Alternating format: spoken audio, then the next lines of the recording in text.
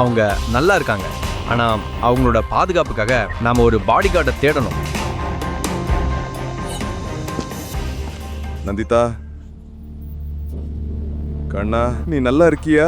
ஆமா அப்பா, எதுவும் ஆகல, நான் நல்லா இருக்கேன். எங்கேயும் காயம் படலையா? இல்ல. அவ்வளவுதான், நீ நாளைக்கு காலேஜ் போக மாட்டேன். இது என் கடைசி முடிவு.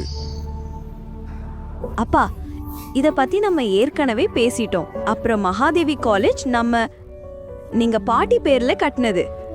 அப்புறம் அம்மா அம்மா இந்த காலேஜோட பிரின்சிபல். உங்க அம்மா போனதுக்கு அப்புறம் இந்த காலேஜ் குற்றவாளிகளோட கூடாரமா மாறிடுச்சு. அப்படி இருந்தா நீங்க ஏன் ஏதாவது செய்யக்கூடாது? Take some legal action. நான் முடிவெடுத்துட்டேன். நீ நாளையிலிருந்து மகாதேவி காலேஜுக்கு போக கூடாது. அதுதான் என் கடைசி முடிவு. நீங்க பிடிவாதமா இருந்தா நான் உங்க பொண்ணுதான். நான் மகாதேவி காலேஜ்ல தான் படிப்பேன். விஜேந்தருக்கு பதில் இல்லை. அவர் ஒரே ஒரு விஷயத்தை மட்டும் சொன்னார். நீ குருடா, உனக்கு கண்ணு தெரியாதா?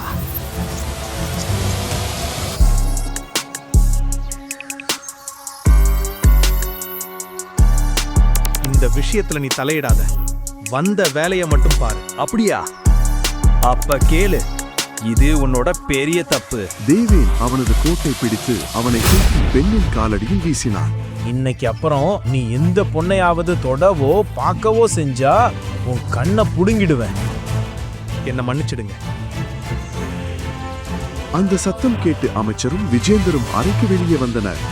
ஒரு மினிஸ்டரின் பிஏவை தொட வேண்டும் என்று யாரும் நினைத்து கூட பார்க்க மாட்டார்கள். ஆனால் இந்த துணிச்சலை பார்த்து ஒருவர் வியந்து போனார். விஜேந்தர் ஷெகாவத். மறுபுறம் சென்னையில் விஜேந்தர் ஷெகாவத் தனது மீட்டிங்கை முடித்துவிட்டு ஷெகாவத் இல்லத்தை அடைந்தார். காரில் இருந்து இறங்கும் போது தனது ஓட்டுநர் தயங்குவதை கண்டார்.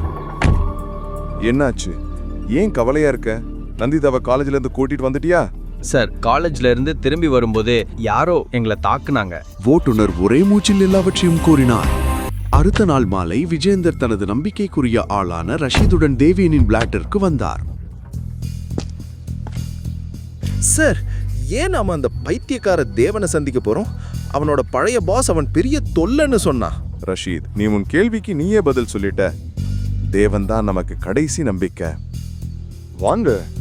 சிறிது நேரத்திற்கு பிறகு அவர்கள் தேவேனின் பிளாட்டிற்கு வெளியே வந்தார்கள். சொல்லுங்க, என்ன விஷயம்?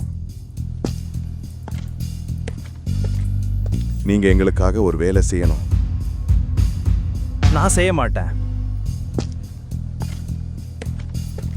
யாரோட பேசுறீங்கன்னு தெரியுமா? நீ என்ன பிரைம் மினிஸ்டரா? நான் தெரிஞ்சுக்க. உன்ன மாதிரி நிறைய பேரை நான் பார்த்திருக்கேன். புரிஞ்சுதா? தேவன், நீங்க எங்களுக்காக ஒரு வேலை செய்வீங்களா? இப்ப பரவாயில்ல இல்லையா? இப்படி பேசினா நான் கேட்பேன். இல்லனா என் பழைய பாஸ் மாதிரி உங்களுக்கே தெரியாம நான் ராஜினாமா பண்ணிடுவேன். உள்ள வாங்க, உட்காருங்க. சொல்லுங்க, என்ன வேலை?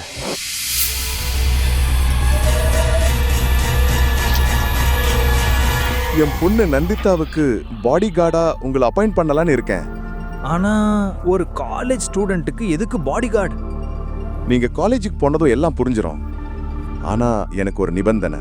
என் பொண்ணு நந்திதாவுக்கு இது பத்தி எதுவும் தெரியக்கூடாது. நீங்க அண்டர் கவர்ல வேலை செய்யணும்.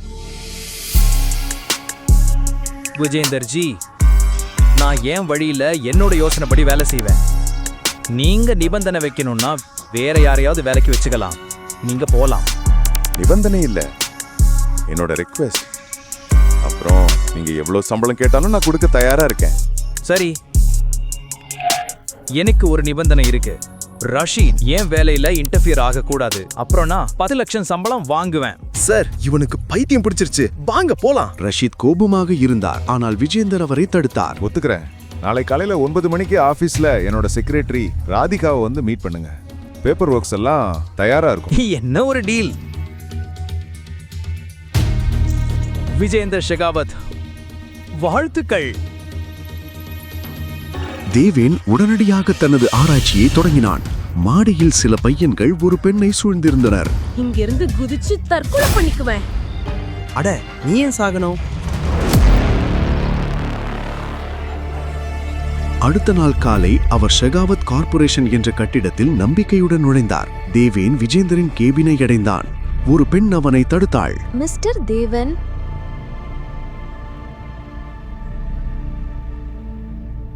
ஆமா, நீங்க யாரு? என்னோடது விடுங்க. உங்களோட ஃபைல்ல இருந்த போட்டோ, அதுல உங்களோட அழகான முகத்தை என்னால சரியா வர்ணிக்க முடியல. இன்னைக்கு என்னோட மீட்டிங் உங்களோட தான் போல. ஆமா, கண்டிப்பா. அப்புறம் என்ன 1 மணி நேரம் காத்திருக்க வச்சிட்டீங்க? எனக்கு பொண்ணுங்களை வெயிட் பண்ண வைக்க சுத்தமா பிடிக்காது. நான் இப்ப வந்துட்டேன். நம்ம ஏன் மத்த விஷயங்கள் பத்தி பேசக்கூடாது? வேலைக்கு அவசரமா இருக்கீங்க போல. இவ்வளவு பெரிய நிறுவனத்தில் ஒரு பெண் இப்படி வெளிப்படையாக பேசுவது தேவேனுக்கு சற்று ஆச்சரியமாக இருந்தது. நிச்சயமாக உங்கள மாதிரி ஒரு அழகான பொண்ணு தன்னோட நேரத்தை வீணடிக்கிறத நான் விரும்பல. இதை கேட்ட ராதிகா சற்று மகிழ்ந்து தனது டேபிளுக்கு சென்றாள். பை த வே, நான் உங்க ஃபைல படிச்சிட்டு இருந்தேன். நீங்க ரொம்ப பெரிய முடியாத மிஷன்கள் எல்லாம் வெற்றிகரமா கையாண்டிருக்கீங்க.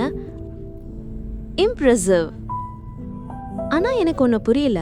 உங்க டாக்குமெண்ட்ஸ்ல உங்க பேரு தேவன் மீரான்னு இருக்கு. ஏன் அப்படி? வழக்கமா மக்கள் தங்களுடைய குடும்ப பெயரோ அல்லது அப்பா பேரை தானே எழுதுவாங்க.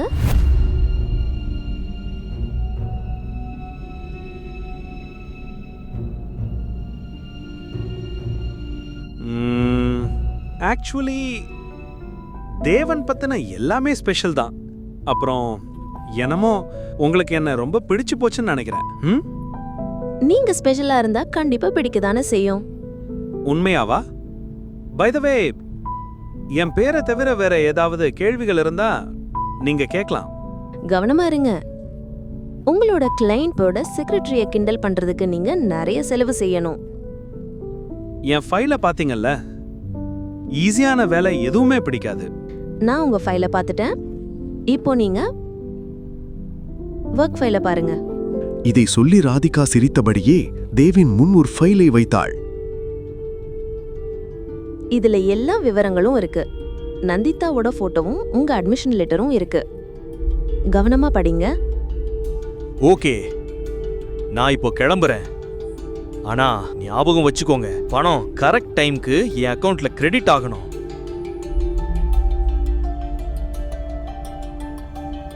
அடுத்த நாள் தேவேன் மகாதேவி என்ற பிரபலமான கல்லூரிக்கு ஒரு சாதாரண மாணவரைப் போல சைக்கிளில் வந்தான். இது எங்க இருக்குன்னு சொல்ல முடியுமா? தம்பி, நீங்க புதுசுன்னு நினைக்கிறேன். இந்த காலேஜில் வாழணும்னா ஜாக்கிரதையா இரு.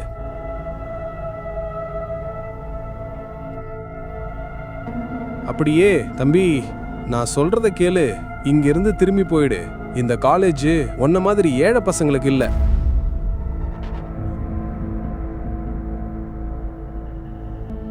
தேவன் அமைதியாக உள்ளே சென்றான். அங்கே அவன் எதிர்பார்த்தது போலவே இருந்தது. அங்கே எந்த ஒழுக்கமும் இல்லை. இன்னும் கொஞ்சம் தூரம் சென்று ஒரு குழுவிடம் கேட்டான். உங்களால BA ஃபர்ஸ்ட் இயர் கிளாஸ் எங்க இருக்குன்னு சொல்ல முடியுமா? ஒரு நிமிஷம். நீ இங்கே டாய்லெட் க்ளீன் பண்ண தானே வந்திருக்க. அப்புறம் கிளாஸை பற்றி தெரிஞ்சு என்ன செய்ய போற? ஏன் இவ்வளவு தூமரோட பேசுற? நான் சும்மா கிளாஸ் போற வழியை தான் கேட்டேன். விடுங்க, நான் வேற யாரையாவது கேட்டுக்கிறேன். தேவன் திரும்ப போக தயாராக இருந்தபோது அந்த பையன் அவனது சட்டை காலரை பிடித்தான். கேளு, உன்ன மாதிரி ஒரு பிச்சைக்காரனுக்கு எந்த பிச்சைக்கார அட்மிஷன் கொடுத்தான்? தனது சட்டையிலிருந்து அவன் கையை எடுத்துவிட்டு இப்படி பிடித்தான். விடுடா. சாரி, உனக்கு ஒன்றும் ஆகலையே. என் டிஷர்ட் அசிங்கமாகிட்டு இருந்துச்சு. இப்போ நீங்க எல்லாம் அவ்வளோ பணக்கார குடும்பத்திலிருந்து வந்தவங்க. ஆனா எனக்கு என் வேலையெல்லாம் நானே தான் பண்ணணும். நான் சும்மா உன் கையை மெதுவா அசைச்சேன். சாரி. ஒருவேளை உனக்கு தெரியாது என் அப்பா யாருன்னு. நீ சரியா சொன்ன. எனக்கு உன் அப்பா யாருன்னு தெரியாது. ஆனா எனக்கு இது மட்டும் தெரியும். உன்ன மாதிரி ஒரு பையனை பெத்தெடுத்ததற்கு அந்த அப்பா கண்டிப்பா வெட்கப்படுவாரு.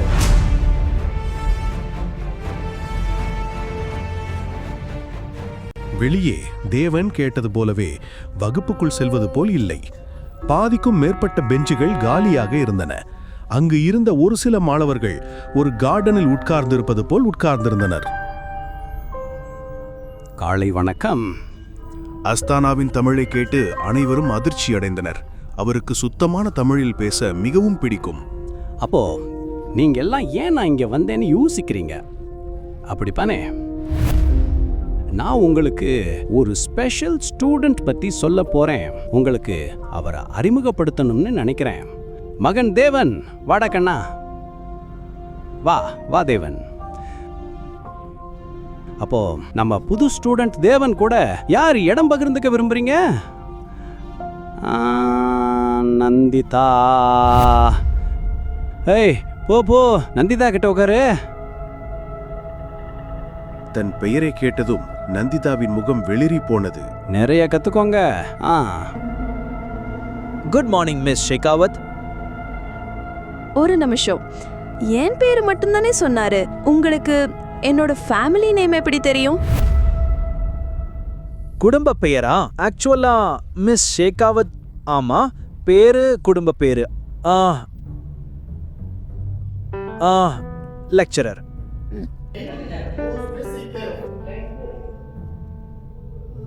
Excuse me, I have to go. Deven மீண்டும் நந்திதாவிடம் பேச முயற்சித்தான். ஆனால் பின்னாலிருந்து ஒரு குரல் கேட்டது. ஓ, நீங்களா? இவரை பத்தி தான் நான் உங்ககிட்ட சொன்னேன். ஹாய், என் பேரு தன்மை. டோனின்னு கூப்பிடு. ஓ, ஹாய் டோனி. போலாம் டோனி.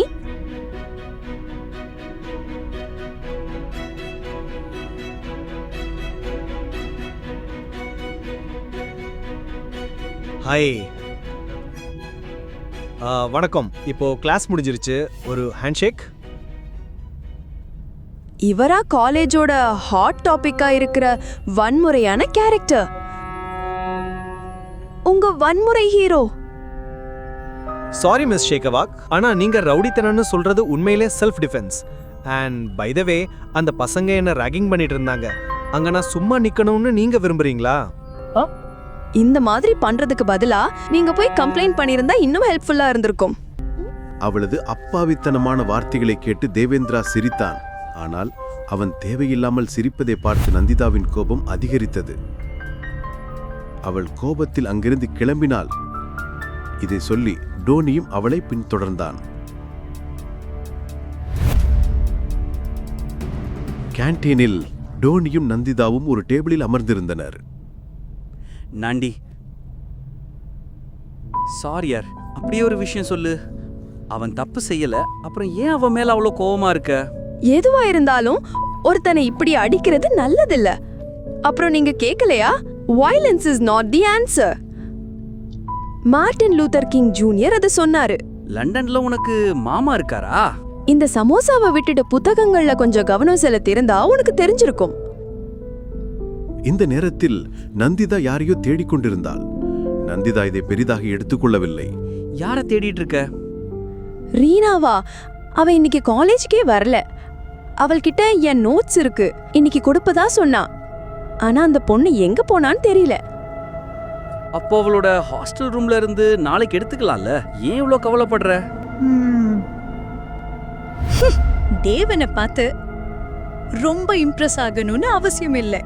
அவன மாதிரி ஒரு ரவுடி கிட்ட இருந்து எவ்வளவு தூரம் விலகி இருக்கிறோமோ அவ்வளவு நல்லது. ஹாய் மிஸ் ஷேகாவத், நீங்க என்ன மிஸ் பண்ணீங்கன்னு கேள்விப்பட்டேன். ஒன்ன மாதிரி ஒரு பிரச்சனைய ஞாபகம் வச்சுக்க எனக்கு ஒன்னும் பைத்தியம் பிடிக்கல.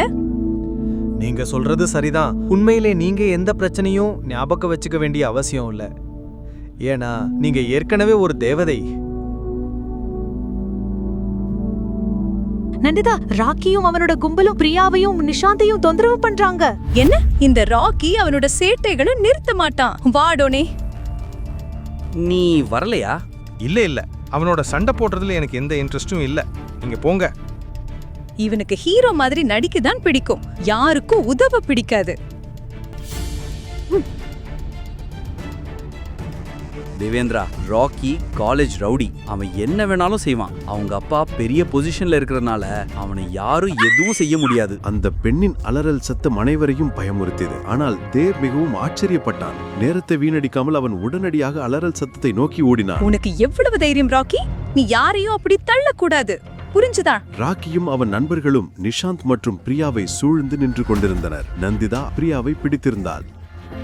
நீ இதுல தலையிடாத, கொஞ்சம் தள்ளியே இரு. இங்க பாரு, என்னோட ஃப்ரெண்ட்ஸ் பந்தயம் வச்சிருக்காங்க. இவங்க 2 பேருக்கும் இடையில என்ன நடக்குதுன்னு தெரியணும், அப்புறம் அதை நிரூபிக்கணும். ராக்கி நிஷாந்தின் முகத்தை பிரியாவின் அருகில் கொண்டு வர போகும்போது, உனக்கு தெரியும், இந்த அசிங்கமான வேலையால நீ சஸ்பெண்ட் ஆக போற. இது ரொம்ப ஓவர் டியர். ராக்கி அருவருப்புடன் தனது உதட்டை கடித்து நந்திதாவை நோக்கி நகரத் தொடங்கினார். தேவேந்திரா எதுவும் சொல்வதற்கு முன் ராக்கியின் நண்பர்கள் அவனை தாக்கினர். ஆனால் ஒவ்வொரு மாணவரும் அதை பார்த்தனர். தேவேந்திரா அவர்களை தனியாகவே அடித்தான்.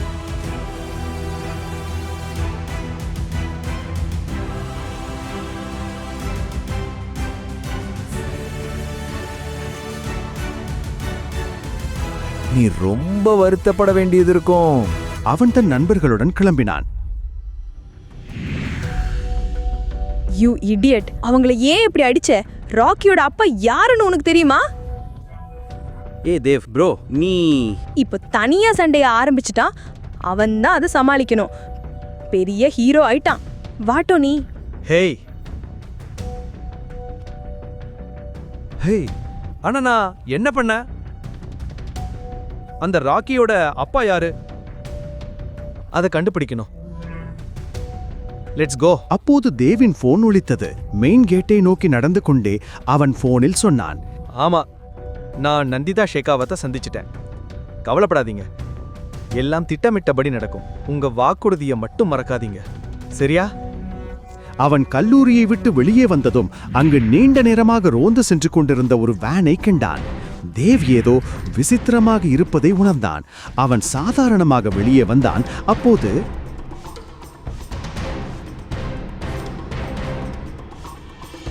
சற்று நேரம் கழித்து தேவேந்திரா ஒரு அறைக்கு அழைக்கப்பட்டான். அவன் வார்த்தைகள் புறக்கணிக்கப்பட்டன.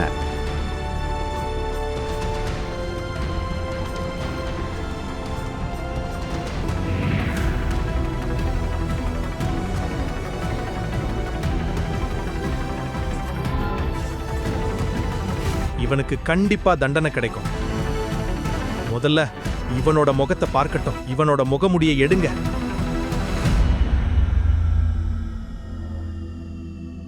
நீயா? தேவேனை பார்த்து அந்த மனிதனும் ஆச்சரியப்பட்டான். அடுத்த நிமிடம் அவன் மண்டியிட்டான். தேவனண்ணா, என்னை மன்னிச்சிடுங்க. என்னோட ஆளுங்க தப்பு செஞ்சிட்டாங்க. அவர் கையை விடுங்க. தேவனண்ணா, என் பையன் ஏதோ தப்பு பண்ணியிருக்கணும். நீங்க செஞ்சது தான் கரெக்ட். என் மகன் அப்பாவி, அவனை மன்னிச்சிடுங்க. அப்படி அவங்க அப்பாவே மகனுக்கு புரிய வைங்க. இல்லனா என்னை பத்தி உங்களுக்கு நல்லா தெரியும். நான் சீரியஸா போனா நீங்களும் உங்க மகனும் வாழ்நாள் முழுக்க தலை நிமிர்ந்து நடக்க முடியாத மாதிரி நான் கண்டிப்பா பண்ணிடுவேன். சரி, நான் இப்ப போலாமா? ஓ, நைஸ் கோட்.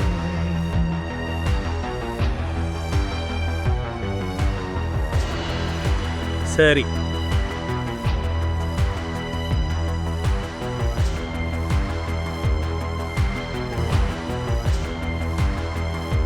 என் நேரத்தை இவ்வளவு வீணாக்கினதுக்கு நீங்க எனக்கு ஏதாவது கொடுக்கணும். இப்படி ஒரு கெஸ்ட்டை உபசரிச்சுட்டு சும்மா அனுப்பிடுவீங்களா? சீக்கிரம் கார் சாவியை கொடுங்க. Super super. வாங்க வாங்க வாங்க. நடுங்கும் கைகளால் பிஏ தேவேனிடம் சாவியை ஒப்படைத்தார். சரி, அப்ப கிளம்புறேன். பாய் பாய். தேவ் தனது விரலில் சாவியை சுழற்றிக் கொண்டே வெளியேறினான். சார், அவர் யாரு? ஏன் அவர்கிட்ட அப்படி மன்னிப்பு கேட்டுட்டு இருந்தீங்க? அவரை பத்தி உங்களுக்கு தெரியாம இருக்கிறது தான் நல்லது. ஆனா ஒண்ணு மட்டும் ஞாபகம் வச்சுக்கோங்க, அவரை ஒருபோதும் எதிரியா நினைக்கிற தப்ப செஞ்சிடாதீங்க. தேவன் தன்னோட எதிரிகளை சாகாமலே சாகடிச்சிருவான். அடுத்த நாள் நந்திதா கல்லூரிக்கு வந்ததும் முதலில் நிர்வாக அலுவலகத்திற்கு சென்று ரீனாவை பற்றி கேட்டாள். ஆனால் அவள் எங்குமே இல்லை. திடீரென்று காணாமல் போனது போலிருந்தது.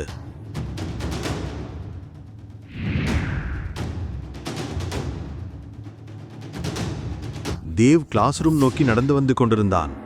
நேற்று நடந்த சம்பவத்துக்கு பிறகு நிறைய மாணவர்கள் அவனை அடையாளம் கண்டுபிடித்தார்கள். சிலர் அவனிடம் போக யோசித்தார்கள். ஆனால் பெண்கள் அனைவரும் அவனுடைய ஹீரோயிசத்தால் மயங்கி போயிருந்தனர். நந்திதா அவளுடைய கிளாஸ்மேட் தோனிக்கு முன் உட்கார்ந்து அந்த பெண்ணின் வீடியோவை போனில் போட்டு பார்த்து கொண்டிருந்தாள். பாரு டோனி, இன்னைக்கு 3 எப்படி போகுதுன்னு. காதல் காதலை உருவாக்கும். இந்த 2 பேரும் ராக்கியும் இவனும் ஒரே மாதிரி தான். அவன் முகலாய சாம்ராஜனா, இவன் ஈஸ்ட் இந்தியா கம்பெனி. ராக்கி பாகிஸ்தான்ல இருந்து வந்தானா? எப்படி இருக்கிறீங்க? பை த வே, என்ன பத்தி தானே பேசிக்கிட்டு இருக்கிறீங்க? இந்த பேச்சுவார்த்தையில நான் சேர்றதுக்கு எனக்கு எல்லா உரிமையும் இருக்குல்ல? வாங்க பேசுவோம். நான் உன்னை ஃபர்ஸ்ட் டே உட்கார வச்சதுனால தினமும் பெர்மிஷன் இருக்குன்னு அர்த்தம் இல்ல. அங்க போய் உட்காரு, இங்க இருந்து கிளம்பு. ஆனா இளவரசி, நான் உங்ககிட்ட அனுமதி கேட்டதே எனக்கு ஞாபகம் இல்லை. அப்புறம் என்ன இருந்தாலும் இது காலேஜ் சீட்டு, உங்க வீட்டு சோஃபா இல்ல. நான் உங்ககிட்ட தினமும் அனுமதி கேட்க. ஆமா, நீங்க 2 பேரும் என்னை பத்தி என்ன பேசிட்டு இருந்தீங்க சொல்லுங்க. ஓகே, புரிஞ்சுக்கிட்டேன். அப்ப டோனிய என் ஃப்ரெண்டா ஆக்க சொல்லி நீங்க கேட்டுட்டு இருந்தீங்க, அப்படிதானே? நீங்க எனக்கு தேங்க்ஸ் சொல்லலாம். தேங்க்யூ. எதுக்கு? ஓ சரி, நீதி என்ன ஒரு ஹீரோ மாதிரி வந்து காப்பாத்துனதுக்கு. ஆமா. ஆனா நான் உன்னை கூப்பிடவே இல்லை. ஆமா, கூல். கேளுங்க மிஸ்டர் தேவன், எனக்கு உங்க பாதுகாப்பு தேவையில்லை. என்ன நானே பாதுகாத்துப்பேன், புரிஞ்சுதா? சரி. இல்ல ரிலாக்ஸ். தேவ் சும்மா ஜோக் பண்றான். பை த வே தேவ், சீரியஸா சொல்லணும்னா நேற்று நீ ராக்கி அடிச்சதுக்கு அப்புறம் நீ காலேஜுக்கு வந்திருக்கவே கூடாது. அவன் சும்மா இருக்க மாட்டான். சரியா தான் சொல்ற. டோனி பேசி முடிக்கும் முன் வகுப்பில் அமைதி நிலவியது. அனைவரும் கதவை நோக்கி பார்த்தார்கள். அங்கே ராக்கி நின்றிருந்தான். நேற்று அடித்த காயங்கள் இன்னும் அவன் முகத்தில் தெளிவாக தெரிந்தன. அவன் கண்களில் கோபம் இருந்தது. ஆனால் அவன் நேராக தேவிடம் சென்றான். நேத்து என்ன நடந்துச்சோ அதுக்காக என்னை மன்னிச்சிடுங்க. இனிமேல் இந்த மாதிரி தப்பு நடக்காது. நல்லது, உன் தப்ப நீயே உணர்ந்துட்ட. உனக்கு தெரியுமா, இன்னைக்கு நான் ரொம்ப நல்ல மூட்ல இருக்கேன், அதனால உன்னை மன்னிச்சிட்டேன். அடுத்த தடவை ஜாக்கிரதையாயிரு. இப்போ நீ என்கிட்ட மன்னிப்பு கேட்க உன் சொந்த கால நடந்து வந்த.